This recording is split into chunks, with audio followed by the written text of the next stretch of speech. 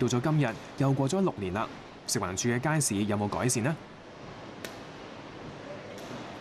香港寸金尺土嘅地方，原來個地方就空置咗10幾年㗎嘛，可以免費俾人打羽毛球，都覺得好荒謬嘅。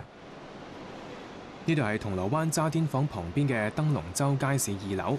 環署管理公眾街市咧係冇效益、浪費公帑。關注公帑運用嘅何文傑，6年前專登嚟呢一度打羽毛球，諷刺食環署丟空黃金地段嘅地皮，浪費公帑。上次嚟嘅時候就仲有1兩檔咧係好似擺貨咁樣，咁啲燈都仲着嘅，即係上到嚟就冇咁烏燈黑火嘅。咁今次再嚟咧，就直情係成層都變咗就封閉咗，咁呢個就直情係一個退步添啦。如果係睇荒山野嶺咁啊，好合理啦。但係原來呢個係講緊全球最貴尺租嘅銅鑼灣，即係開放俾人打羽毛球都總好過而家閒置咗。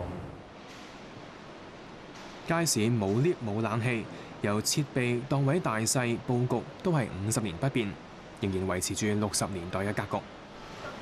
落返地下，呢個出租率有100%嘅街市，又有另一個景象。